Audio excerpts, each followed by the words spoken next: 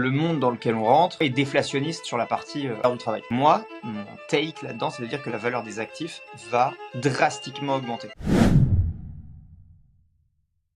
Alors juste avant de commencer le podcast, si vous voulez être la personne la mieux informée de la pièce en business et tech, on a une newsletter totalement gratuite qui vous envoie en 3 minutes par jour les 5 actus que vous devez absolument connaître pour avoir un coup d'avance et prendre les meilleures décisions. C'est moi personnellement qui la rédige tous les jours. Il y a plus de 10 000 entrepreneurs, CEO, cadres sup et futurs décideurs qui la lisent tous les jours. Voilà, vous allez adorer, c'est gratuit encore une fois, c'est le premier lien dans la description. Alex, ces dernières semaines, on s'est pas mal intéressé à la question où va se trouver la valeur, où va se trouver la rareté dans les prochaines années. Et ce qui revient très souvent, c'est ça va se retrouver dans les expériences, ça va se retrouver dans les rencontres, ça va se retrouver dans les relations, ça va se retrouver dans les communautés. Et s'il y a bien une personne qui a compris ça, c'est Adam Newman. Adam Newman, ancien CEO de WeWork, fondateur de WeWork. Et il est passé récemment dans un podcast où il expliquait un peu sa vision de sa nouvelle boîte qui s'appelle Flow, ainsi que sa vision sur le futur de l'immobilier.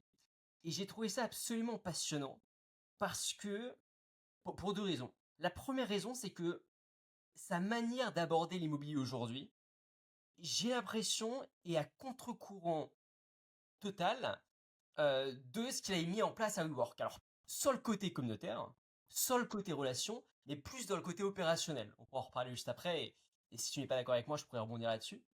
Et la seconde raison, c'est que il épouse totalement cette vision du monde qui est la suivante, qui est de se dire, en fait, on traverse une fracture sociétale, une fracture relationnelle en ce moment, et on se rend compte que dans un même appartement, dans un même immeuble, on ne connaît pas nos voisins, on ne sait pas ce qu'ils font, on ne profite pas de leurs compétences. Il n'y a aucun lien vraiment qui se crée, alors que la solitude explose à côté. Et donc, moi, ce que j'aime vraiment avec Adam Newman, c'est la vision qu'il porte, la mission qu'il porte. Il est réellement animé par le fait de reconnecter les gens entre eux, en passant par son domaine de prédilection, c'est-à-dire l'immobilier.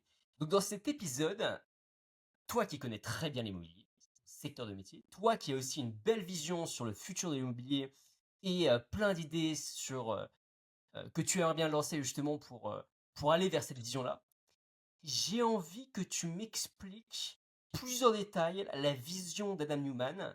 J'ai envie que tu m'expliques plus en détail cette jonction entre immobilier et communauté, sachant que jusqu'à présent, ces deux notions étaient quand même vachement éloignées.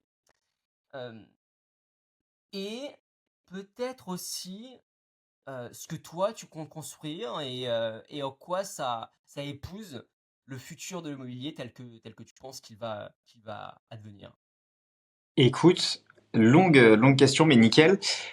Alors, pour commencer, déjà, il y a des trucs à préciser qui sont hyper importants. Le podcast sur lequel il est passé, c'est le podcast de A16Z, donc d'Andreessen Horowitz. Podcast qui appartient évidemment, comme son nom l'indique, au fonds de VC qui a mis au moins 400 millions chez lui. Donc il faut prendre aussi tout ce qui est dit dans ce podcast comme hyper intéressant, certes, mais pas forcément, et parce qu'on va revenir sur à la fois des chiffres, des stratégies qui sont présentées comme gagnantes à tous les coups. Il faut prendre un peu de recul dans le sens où les gens qui présentent ce podcast sont incentivés au fait que Adam Newman réussisse et que tout se passe bien. Et que, surtout, dernier point, ce qui est présenté là donne envie, et on va y revenir, aux autres investisseurs de venir. Parce que le capital est fermé, il l'a dit, de la structure Flow. Par contre, ils cherchent du capital pour construire ou acheter et rénover des buildings. Ce qui est hyper important. Mais on va revenir sur le modèle pour que tout le monde comprenne bien. En fait, on est à mi-distance. C'est pas une totale révolution par rapport à ce qu'il avait fait à WeWork, mais c'est pas non plus complètement différent. Comme tu l'as très bien dit, la communauté est toujours là. Son histoire de on vit dans un building et on ne connaît même pas ses voisins, ça date du tout début de WeWork, où à la base il voulait faire du co-living et non pas du coworking, dans ses premières idées. Mais d'ailleurs il y a une série sur Apple TV, je crois, ou Canal+, je sais plus trop, qui explique très très très très bien la manière dont il a développé sa vision, notamment au départ. Lié à WeWork, évidemment, pas lié à ce qu'il fait aujourd'hui. Donc ce qu'il fait aujourd'hui, ça s'appelle Flow. Flow, c'est une entreprise qui vend des appartements, concrètement, hein, qui te loue des appartements sous un format location longue durée, donc du mensuel, avec la micro-nuance qu'ils ne te font que du meublé. Alors en France, ça peut nous paraître assez évident de faire du meublé, mais aux États-Unis, c'est pas forcément on va dire le truc le plus répandu. Donc eux, ils te font du meublé. Évidemment, comme chez WeWork, c'est hyper bien meublé, hyper stylé. Et tu as dans les buildings ou autour des buildings tout un ensemble de services, sport, nutrition, bien-être, piscine, salle de concert, tout ce que tu veux, de manière à pouvoir, si tu veux, te divertir et pouvoir avoir un maximum d'activités ou quasiment sans sortir de chez toi ou en tout cas du building de manière générale. Ça, c'est la base du truc. Aujourd'hui, ils sont présents en fait dans 2 villes uniquement. Ils sont présents à Miami. Alors quand je dis 2 villes, il y a plusieurs quartiers à Miami où ils sont présents, machin, mais globalement, ils sont présents autour de Miami et ils sont présents en Arabie Saoudite, autour de Riyad. Enfin, ou dans Riyad. Pour rappeler juste l'historique aussi, ils ont levé 350 millions à la création, ce qui en faisait à l'époque peut-être toujours peut-être pas depuis cette semaine et le méga tour IA de l'ancienne CEO de OpenAI, mais jusque-là, ça en faisait le plus gros tour de pré-seed, en fait, tout simplement. Alors, il y a de l'immobilier derrière, machin, donc c'est un peu différent. Mais en gros, ils avaient levé 350 millions. Ils ont relevé 100 millions de plus il y a quelque chose comme 6 mois. Et Juste pour bien comprendre, lorsque tu dis lever, c'est lever pour les opérations ou c'est non, lever pour la boîte? non, là je te parle de lever pour la boîte. Et ensuite, ils ont levé au moins 300 millions supplémentaires pour les opérations. Ensuite, Adam Newman a amené son propre immobilier qu'il avait acheté avec le package de départ de WeWork, qui, je le rappelle, était supérieur à 1 milliard. Il avait acheté des immeubles qu'il a amenés dans la boîte.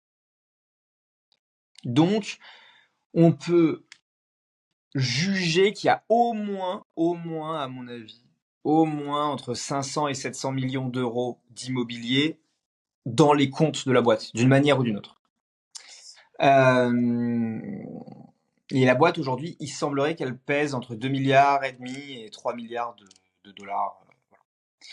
À la dernière valo, on ne sait pas trop si c'est du pré-money, post-money, mais bon bref, c'était 2 milliards et demi annoncé, à voir si c'est post-money, pré-money. Mais anyway, en gros, elle vaut 2 milliards et demi. Tout ça, quel est le concept derrière? Parce qu'une fois qu'on a dit ça, on pourrait dire oui, mais qu'est-ce qui différencie ça de n'importe quelle marque de résidence étudiante en France qui fait en fait 1000 fois plus de volume, tu vois, ou dans n'importe quel autre pays dans le monde. Et je suis sûr qu'aux États-Unis, je suis pas expert des résidences étudiantes américaines, mais je suis sûr qu'ils en ont qui font des volumes bien plus importants que ça. Ce que Adam Newman a vendu, c'est la chose suivante, c'est de dire, ok, on va, comme chez WeWork, et c'est pour ça qu'il est très fort, créer un sentiment de communauté autour des buildings. Et donc ce sentiment de communauté, il est donné par tous les à côté dont on a parlé avant, et il est donné par le fait que il a créé une marque, il a créé un média, il loue à des gens qui, en règle générale, sont plutôt jeunes, travaillent dans la tech ou dans des secteurs très dynamiques, sont des gens qui ont envie de réussir, machin. Et il y a tout ce narratif autour de, tu vois, nouvelle génération dynamique, orientée tech ou orientée finance ou orientée créateur ou orientée tout ça, tu vois. Et tout ça fait que les gens se comprennent, que les gens s'entendent, que les gens vont créer des projets ensemble, que les gens vont se rencontrer. Et il joue sur le fait, et là-dessus, pour répondre à ta question, je pense qu'il a complètement raison, c'est de dire, à l'ère de l'IA, on va avoir besoin de plus en plus de connexions physiques. Je veux dire, il suffit de taper, tu vois, loneliness problem sur Google pour se rendre compte du fait que ce soit un trend qui explose. La solitude, c'est un truc qui est prégnant aujourd'hui. Et il joue à fond là-dessus en disant, ok, on a un problème clairement identifié qui est la solitude, qui est l'isolement, qui est on passe trop de temps sur ces réseaux. Moi, je vais vous créer un réseau social physique, gros, hein. On va ramener les gens dans les buildings et tout va bien se passer et c'est génial et top et machin. Ok. Jusque-là, c'est génial. Maintenant, ça, c'est du marketing. Ce qui est différent un peu cette fois-ci et la fois précédente, c'est que cette fois, il y a une stratégie qui semble cohérente par rapport à l'occupation des buildings et donc à la rentabilité des buildings. Il y a 2 points hyper importants. La fois dernière, ce qui se passait chez WeWork, c'est qu'ils signaient des baux et ensuite ils découpaient ce bail et ils le louaient au bureau. Donc ils louaient pour n'importe quoi 1 million d'euros l'année et puis ils faisaient rentrer des mecs à 300 euros par mois et ils espéraient que ce truc-là rentre dans les chiffres. Là, ce qu'ils ont fait, et qui à mon avis est extrêmement brillant à l'ère de l'IA, et c'est ce que si les gens suivent tous nos podcasts, c'est ce que je répète dès qu'on parle d'immobilier depuis le début du pod, c'est de dire la valeur, elle est dans le fait de posséder, et surtout à l'ère de l'IA, elle est dans le fait de posséder des choses qui sont difficilement ou duplicables ou pas duplicables du tout. On en avait parlé avec l'IP, avec l'immobilier, c'est pareil. Celui qui est le chef de file dans l'immobilier, c'est celui qui possède. Alors oui, peut-être que le rendement immédiat, si tu regardes vraiment, il est peut-être moins bon que, tu vois, avec des montages un peu alambiqués, mais à la fin de la journée, celui qui gagne, c'est celui qui possède, parce qu'il a l'actif. Et quand il a l'actif, tu peux t'endetter, parce que tu peux faire plein de montages financiers, plein de trucs. Donc, avoir des actifs, en fait, d'être asset light dans tous les autres trucs, Uber, Airbnb, machin, très bien. Mais quand tu fais de l'immobilier pur jus, être asset light, au contraire, je pense que c'est un problème. C'était le cas de WeWork qui s'est fait, à un moment, il s'est fait squeezer par ses baux quand la demande est descendue. Cette fois, il possède les buildings. Il achète les buildings. Et comment il achète les buildings? Il achète les buildings grâce à son argent et ses levées pour la société. Ok, mais surtout, il achète ces buildings parce qu'il crée des fonds, notamment celui qu'il a créé en Arabie Saoudite, pour dire, je vais, avec votre argent, acheter des buildings et je vais vous donner des rendements qui seront supérieurs parce que, avec ma communauté et mon branding et ma manière de faire, je vais vous obtenir de meilleurs résultats que le marché. Et là où Adam Newman version 1, c'était juste un mec qui voulait foutre du kombucha et de la bière dans des coworking, Adam Newman version 2, c'est un mec qui te dit, j'ai créé un produit financier qui est meilleur que les autres produits financiers. Donc arrêtez de déployer votre argent ailleurs, déployez-le chez moi. Le fait qu'il ait raison reste à prouver. Mais cette fois-ci, il a un plan. Et le plan, il semble cohérent. Et ça, c'est l'énorme différence entre les deux. C'est que d'un point de vue financier, il n'a pas construit, fondamentalement, il n'a pas construit un branding différent. Ça, à la limite, quelque part, j'ai envie de te dire, on s'en fout. Si le branding, c'est, tu vois, des appartements de 12 mètres carrés ou sur 3 étages, parce que les gens, ils adorent vivre dans une cage d'escalier, on s'en fout, à la limite, si ça marche, ça marche. Lui, ce qui te vend, c'est le produit financier en disant là où tu investis ailleurs, tu as 6% de rendement. Chez moi, parce que tu n'as pas de turnover, parce que les gens sont prêts à payer plus cher, parce que les gens sont prêts à payer des services supplémentaires, parce qu'on va avoir moins de monde pour administrer le building, parce qu'il y a de la technologie. Tout ça mélangé, au lieu de te rendre 6, je vais te rendre 9. Alors ça peut paraître bizarre de te dire, ouais, mais est-ce que tout le monde va changer ses investissements pour 3 points de renta? Ouais, mais sauf que sur des milliards et des milliards et des milliards sur le marché immobilier, ça fait des centaines de millions d'euros par an. Et ça change tout. Juste pour bien comprendre, euh, l'argent qui est levé pour ces opérations, c'est levé sous forme de dette, c'est ça? C'est-à-dire que non seulement ils vont avoir un remboursement plus des intérêts derrière, oui, alors ils prennent un rendement, un pourcentage de toutes les locations. J'ai l'impression que c'est un fonds, en fait, de ce que je comprends de ce qu'il a dit, même si j'ai évidemment pas le prospectus de ce truc-là. Hein. Mais c'est un fonds, c'est-à-dire qu'en fait, les buildings appartiennent théoriquement à ceux qui ont donné l'argent, et lui détiendrait, enfin lui et Flo détiendraient la société de gestion, donc la société qui administre les buildings. Sauf que c'est la société de gestion contrôle. La nuance avec avant, c'est qu'avant, c'était un individu qui détenait le building et qui le louait. Là, c'est lui qui contrôle à la fois la gestion du building et le véhicule qui possède les buildings. Par contre, si demain il y avait un problème et que tout était liquidé, l'argent reviendrait aux investisseurs. Et je suppose qu'il touche des parts de loyer. En gros. Ok. Et je pense qu'au-dessus de cet argent du fonds, il a fait un effet de levier bancaire. C'est-à-dire qu'il allait voir des banques Les mecs ont mis 300 millions. Lui, il a dit on va faire un effet de levier, je sais pas, à x5 peut-être. Il amène 20% de ce qu'on appelle des fonds propres. Il amène 20% de fonds propres, 3 x 5, 15. Il a 1,5 milliard pour acheter de l'IMO. Ce qui me semble assez cohérent. Voire peut-être même pas énorme, tu vois. Lorsqu'on en avait discuté par rapport à ta situation il y a un an, je t'avais posé un peu cette question, je t'avais dit, mais vous avez la capacité avec Will d'assurer des rendements hyper intéressants pour vos investisseurs. Pourquoi est-ce que finalement vous ne levez pas tout un tas d'argent pour faire ces opérations-là pour vous? Et tu m'avais répondu, oui, mais attends, il faudrait qu'on lève des dizaines de milliards pour vraiment pouvoir en profiter.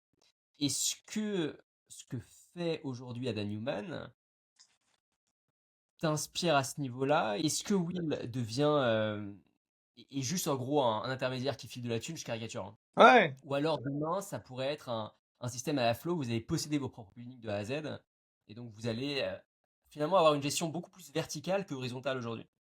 En fait, si tu veux, pour te la faire courte, nous, notre modèle est un peu différent dans le sens où on ne fait pas d'opération. Euh, nous, on revend tout. Nous, on n'a jamais le stock sur les bras et on ne fait pas de location. Alors, il arrive que pour des comptes de tiers, on le fasse. On a acheté, enfin, il y a quelques années déjà, une boîte qui fait ça et qui gère les buildings pour nos investisseurs. Mais c'est pas notre métier premier. Nous, notre métier premier, c'est d'assurer des rendements extrêmement importants sur des opérations d'entrée-sortie. En gros, des opérations de promotion immobilière, des opérations de marchand de biens. Donc, nous, c'est ça qu'on fait, et c'est là où on est très fort. La détention, c'est un autre métier. C'est-à-dire que ça impliquerait comme voilà qu'on lève beaucoup d'argent, des dizaines de milliards, j'ai peut-être un peu exagéré, mais comment dire, pour concurrencer ce qu'on fait sur de l'entrée-sortie, je pense qu'en effet, il faudrait au moins 1 ou 2 milliards, tu vois. Alors, on aurait beaucoup plus d'actifs sous gestion, ça c'est clair, mais par contre, en termes de flux et de cash net disponible, ce serait beaucoup moins. Ça, c'est le premier point. Et le second point, ça impliquerait qu'il faille faire un autre métier qu'on ne connaît pas très bien, qu'on connaît pas très bien, que je connais intellectuellement, mais qui serait d'animer vraiment une communauté. Parce que sinon, nous, ce qu'on fait, c'est juste d'être très fort sur dénicher des opportunités. Nous, notre grosse force, c'est de dénicher des opportunités, que notre outil data valide ces opportunités, à la fois auprès des promoteurs et des faiseurs, et des investisseurs. Et ensuite, tout le monde se met autour de la table et peut déployer de l'argent, sereinement. Ça, c'est notre grosse force. Rien ne nous empêcherait de le faire sur des buildings, mais on n'aurait pas l'argument, ou alors il faudrait le créer, l'argument qu'a Adam Newman de dire moi je suis un expert de la communauté et ma communauté vous ramène, je ne sais pas ce qu'ils vend exactement, hein, mais 3 ou 4% de rentabilité supplémentaire. Ça, moi aujourd'hui, on n'a personne dans l'équipe qui sait le faire. Ça demanderait de monter une brand tu vois, qui sait faire ça. Ok, c'est intéressant. Nous notre force, c'est d'être des purs pragmatiques, si tu veux. Nous, c'est l'inverse, justement. Typiquement, si on prend avec WeWork, c'est vraiment l'approche inverse de l'immobilier. On reste le minimum de temps possible pour un maximum d'argent. Et notre force, c'est notre solidité financière et notre solidité de process et d'organisation, et absolument pas notre marketing ou notre visibilité. Ok. Une fois qu'on a dit tout ça, Ouais. c'est quoi le futur de l'immobilier? À la lumière de ce que propose Adam Newman ou d'autres finalement qui ont accès à la data, qui ont accès au cercle de réflexion peut-être les plus avancés sur le sujet, qui ont accès au plus de capitaux, ils se dirigent quand même dans une certaine direction. Qu'est-ce que cela nous indique réellement sur l'évolution de ce marché? Ouais, et hyper intéressant. Moi, déjà, ce que je pense et qui est quasiment sûr, c'est le, le monde dans lequel on rentre est, enfin, on le dit à chaque fois, est déflationniste sur la partie valeur du travail. Si tu veux. Enfin, j'entends par là que la valeur du travail, d'après moi, diminue de jour en jour. Et encore une fois, c'est pas que l'IA, c'est un sentiment général parce que tu peux outsourcer, parce que tu as du freelance, parce que. Alors, le freelance, c'est du travail quand même, mais ce que je veux dire par là, c'est que les modes de travail change, donc tu as beaucoup de changements, donc tu as plus de compétition. Tu peux avoir de la compétition contre un mec qui est en Inde. Tu rajoutes par-dessus ça l'IA, tu rajoutes par-dessus ça l'automatisation, tu rajoutes par-dessus ça le fait que tu dérégules quand même de plus en plus de trucs, et ainsi de suite. Et tout mélangé fait que, d'après moi, la valeur travail, de manière générale, a tendance à être un peu érodée. Et donc, la valeur, moi, il y a des mecs qui pensent l'inverse de ce que je veux dire, mais moi, mon take là-dedans, c'est de dire que la valeur des actifs va drastiquement augmenter. Parce que détenir quelque chose, du coup, alors c'est peut-être triste, hein, mais détenir quelque chose va être de plus en plus difficile, et si c'est de plus en plus difficile, mais que ça reste extrêmement souhaitable, parce que tout le monde veut posséder sa maison, ou tout le monde veut posséder des actions de X, Y, Z compagnie, la valeur du capital va augmenter. Si la valeur du capital augmente, ça veut dire que, et c'est le choix que fait Adam Neumann, et c'est clairement pour ça que je pense Andreessen Horowitz les suivent, c'est de dire la valeur du capital augmentant, l'immobilier, il faut acheter de l'immobilier, il faut administrer derrière l'immobilier pour le rendre plus rentable, pourquoi pas, mais quand on a l'actif dans les comptes, on peut quand même être une startup avec de l'actif dans les comptes, et ça c'est hyper important. Donc l'avenir de l'immobilier, déjà, c'est à mon avis un prix qui va continuer, notamment dans les villes les plus dynamiques, qui va continuer à augmenter, et donc un actif qui va continuer à se valoriser. Et donc, si on devait dire un truc très simple, c'est déjà le premier trend, c'est déjà uniquement de continuer à acheter de l'actif et à stocker de l'actif, entre guillemets, tant que tu peux. Ça, c'est le premier point. Deuxième point, je pense que l'immobilier vieillissant a du souci à se faire. Parce qu'aujourd'hui, beaucoup de jeunes, et j'en discute avec pas mal de monde, les gens préfèrent des espaces plus petits, mais très fonctionnels, très stylés, dans lesquels tu te sens très bien, que des espaces plus grands, dans lesquels, tu vois, qui sont vieillots ou ce genre de choses. Ça, c'est, à mon avis, un truc hyper important à garder en tête. Et c'est là-dessus que Flo a parfaitement compris le truc. Et nous, quand on fait des projets, on applique ça vraiment à la lettre. L'idée, c'est pas forcément, tu vois, de faire des travaux moyens partout, c'est de faire des trucs stylés, de bonne qualité, quitte à réduire un peu les surfaces, et proposer quasiment des expériences, si tu veux. 3, je pense que le marketing de l'immobilier doit complètement changer. C'est-à-dire qu'aujourd'hui, je mets ce que nous on fait, ce que d'autres font de côté, mais je te prends 90% des boîtes. Le marketing immobilier n'a pas changé depuis les années 70. Si tu fais le test, on va à Paris ou à Bordeaux ou à Lyon, où tu veux, on va dans une agence de type Century 21 ou Orpi, tu auras à peu près la même expérience que tu avais il y a 20 ans. Oui, ils vont te dire que maintenant il y a des écrans, tu vois, tactiles, où tu peux faire défiler les maisons et tout. Ça n'a pas fondamentalement changé le truc. Ça n'a pas fondamentalement changé l'expérience. Ça, je pense que tout le système de vente, peu importe la manière dont il est fait, tout le système de marketing et tout le système d'animation demain autour des buildings doit changer. Et c'est ça que Flo a parfaitement capté. Et c'est là où je suis assez d'accord avec Andreessen Horowitz pour leur investissement, c'est de dire, si ils arrivent à craquer ça, même à une échelle de taille moyenne, c'est-à-dire peut-être juste sur une centaine de buildings aux États-Unis, déjà ça vaut extrêmement cher. Ça vaut extrêmement cher pour deux raisons. Un, parce que déjà une centaine de buildings, bah, ça génère plusieurs centaines de millions de rentes, tu vois. Et deux, parce que d'autres mecs vont les appeler parce que eux ne sauront pas faire.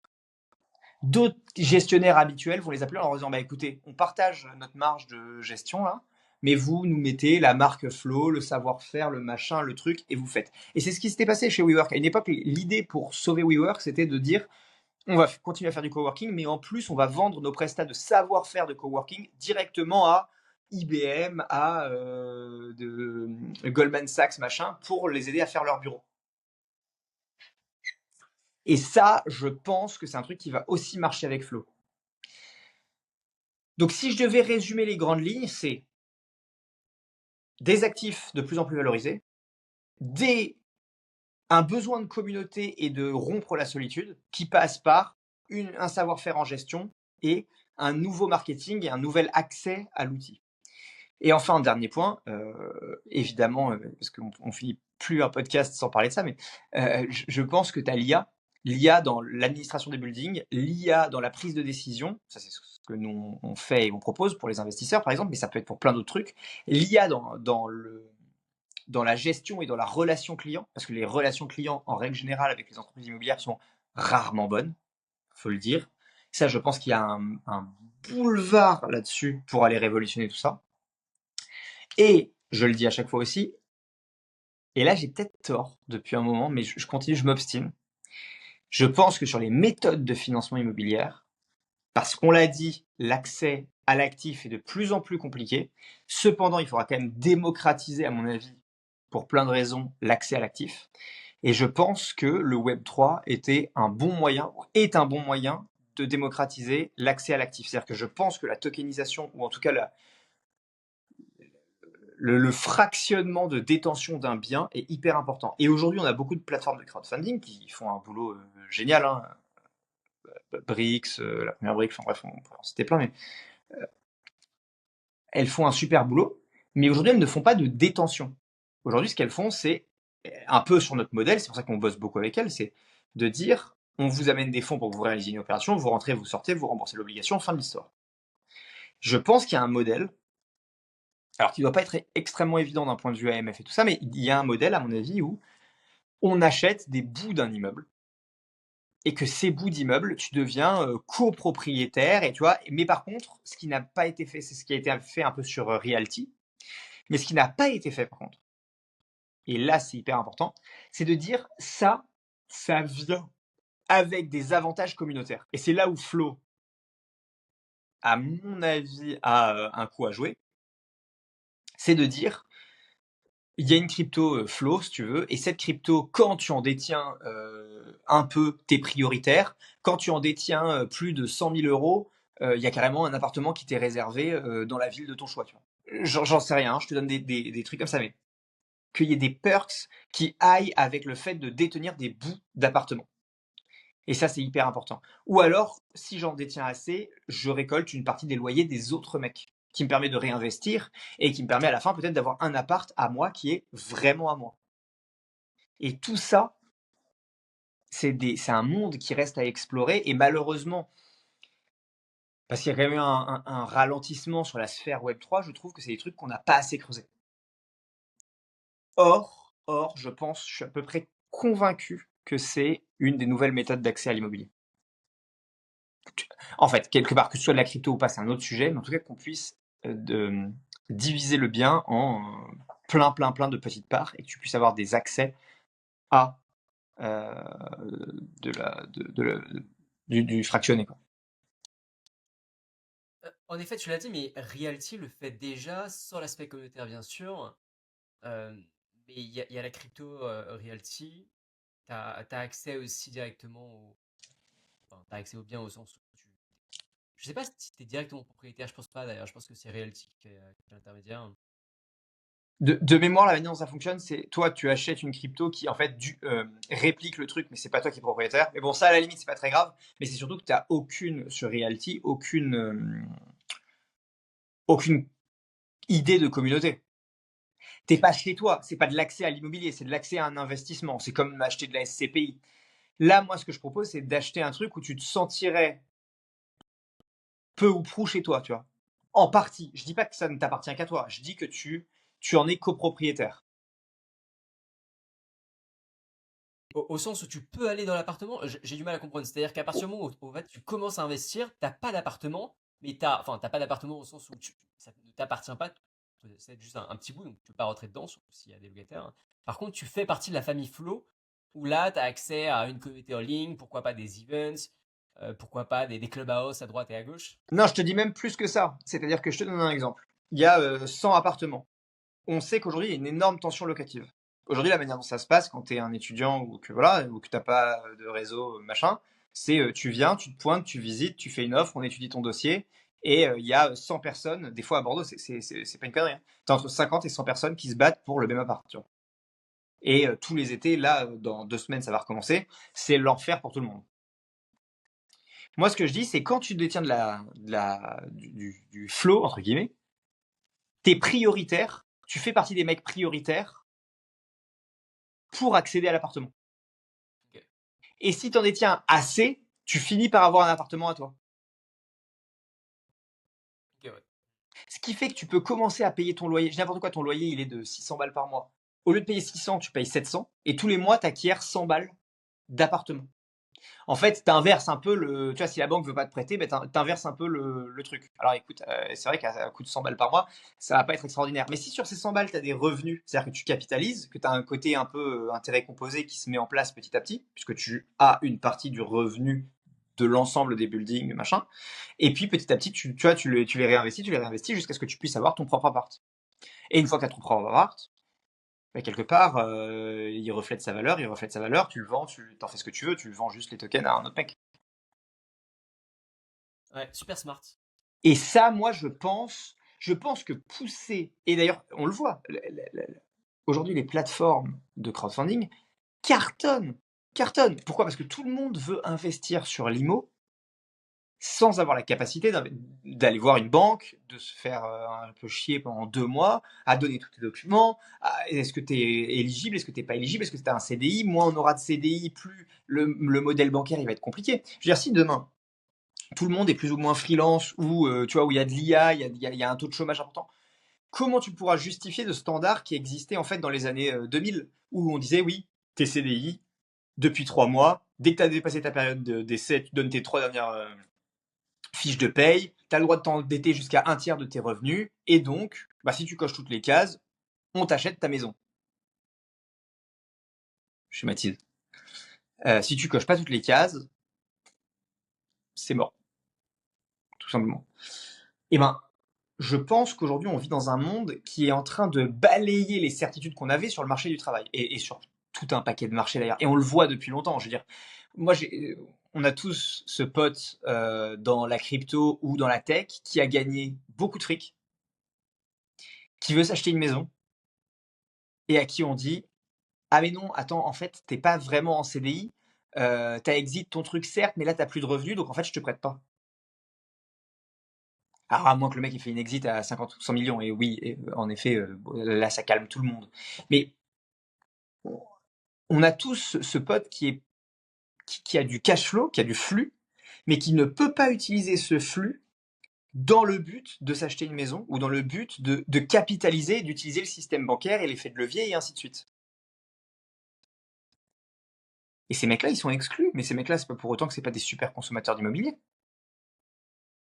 Est-ce que c'est pas une vision très franco-française? Parce que si tu pars aux États-Unis, si tu pars dans d'autres endroits, tu peux potentiellement. Alors, cette histoire de levier bancaire, je sais pas, mais est-ce que finalement c'est pas la France qui casse un peu les pieds sur le fait qu'il faut avoir un CDI pour pouvoir lever des. Non, non, pas que, parce que déjà en France, il faut savoir un truc, c'est qu'en France, on a un levier, on peut critiquer plein de trucs, mais une des énormes forces de la France quand même en immobilier, c'est d'avoir un levier bancaire de grande qualité. Et alors, question sur ça d'ailleurs, parce que c'est quelque chose que j'entends depuis longtemps. Qu'est- Qu'est-ce qu'on appelle un levier bancaire de bonne qualité et en quoi on a un levier bancaire de meilleure qualité que d'autres pays? Alors, je peux donner, alors ça dépend évidemment, la comparaison va différer de pays en pays, mais je te donne un exemple. En France, déjà, on a un truc qui est génial, c'est les taux fixes. Quand tu t'engages sur un taux en France, que tu achètes une maison ou que tu fais une opération de promotion ou whatever, tu as. Enfin, quand tu t'engages sur une opération de promotion, ça peut varier. Mais bref, tu es un particulier, tu t'achètes une maison, tu as un taux fixe. Déjà, tu ne commences pas à te poser la question de est-ce que s'il y a une crise, je vais devoir payer 2 fois plus cher, machin. Non. Tu as un taux fixe. Taux que tu peux renégocier à la baisse, par contre. C'est-à-dire que dans le sens inverse, les conditions pour le particulier sont assez bonnes, dans le sens où tu peux renégocier à la baisse, parce que renégocier son prêt, si jamais il y a un problème. Bon, ça c'est le premier point. Deuxième point, tu sais, nous on est dans plusieurs pays, et par exemple, en France, je mets aussi des parenthèses parce qu'actuellement le marché est un peu plus dur, donc les conditions se sont un peu tendues. Mais jusqu'à il y a 3 ans, tu pouvais acheter une maison des fois avec 0 d'apport, et en règle générale, la moyenne de marché, c'était 10% d'apport. Dans la plupart des autres pays, tu es entre 20 et 30% d'apport. Donc déjà, Déjà, ça veut dire qu'en France, tu peux devenir propriétaire. Je te donne un exemple, hein, mais le bien moyen acheté en France, c'est 260 000 euros. OK? Donc à partir du moment où tu as réussi à mettre 26 000, encore une fois, je ne prends pas la période actuelle, je prends avant. À partir du moment où tu as mis 26 000 euros de côté, 26 000 euros de côté, tu peux être propriétaire de ton appartement, en moyenne en France. Ce qui est quand même assez, assez incroyable, parce que 26 000 euros, tu pourrais me dire, oui, il y a beaucoup de gens qui n'ont pas 26 000 euros parce que c'est difficile, machin, nanana. Oui, c'est vrai, mais 26 000 euros, quelqu'un qui économise pendant 10 ans, il va finir par les mettre de côté. Et il va pouvoir devenir propriétaire. Et qu'est-ce qui se passe quand tu es propriétaire? Ce qui se passe quand tu es propriétaire, c'est que au lieu de payer un loyer, bah, tu vas te rembourser toi-même. Alors bon, il y a les frais et tout ça, hein, c'est pas à 100%, mais dans ta poche, mais enfin, il y a l'intérêt, quoi. Et donc, mais tu vas commencer à constituer un patrimoine. Quand tu constitues ce patrimoine, c'est-à-dire que demain, tu peux potentiellement te réendetter sur ce patrimoine. Encore une fois, sur la RP, c'est un peu compliqué, mais tu peux le faire. Si tu as un coup dur, tu peux louer ton appartement et tu deviens. Tu sors, il est prouvé, il y a pas mal d'études qui le prouvent, que devenir propriétaire d'immobilier au sens large du terme est un moyen de sortir de ta de ta potentielle classe sociale et éventuellement, dans les cas les plus compliqués, de sortir de la misère. C'est-à-dire que tu es protégé à partir du moment où tu as de l'immobilier. Et parce que la banque, surtout sur de la résidence principale, n'a pas, même si tu rates un ou deux remboursements, n'a pas envie de te dégommer. Il y aura des conciliations, des trucs. Tu vas pas aller, tu vois, ils vont pas saisir ta maison le lendemain. Ils ont même plus le droit en France, par exemple, de saisir ta RP. Dans les autres pays, c'est 30%. Donc ça veut dire que là où c'est 26 000 pour nous, voilà, 75 000. 75 000, déjà, c'est plus compliqué. Tu vois, pour le même appartement, il faut que tu aies mis 75 000 euros de côté. Ça, c'est le premier point. Les taux variables, second point. Ça, c'est le problème avec les US, par exemple. Et puis, il y a aussi des pays dans lesquels, tout simplement, on ne te finance que sur l'actif. C'est-à-dire qu'en gros, si tu fais refaire des travaux, on ne te les finance pas. Nous, c'est le cas. On a ouvert une filiale au Maroc. Le problème qu'on a, c'est qu'ils ne financent que ce qui est déjà de l'actif, donc du terrain, du bâti, de ce que tu veux. Tout ce qui est ton travaux ou tes améliorations, ils ne te les financent pas. Tu dois mettre du cash. Bon, bah là, tu ferais ça en France, tu as bloqué la moitié du marché. Donc, comme je t'ai dit, tu peux renégocier tes clauses. Tu peux t'endetter sur 25, tu peux même t'endetter sur 30 ans. Le levier, et puis on a un système bancaire qui est quand même extrêmement robuste, avec beaucoup de banques de grande qualité. Voilà, le système bancaire français est vraiment de grande qualité. On peut critiquer leurs applis, leurs trucs, le fait que les conseillers soient relous, tout ce que tu veux, mais les entreprises au sens des banques françaises sont des banques de qualité, et il suffit pour s'en convaincre de regarder les banques systémiques.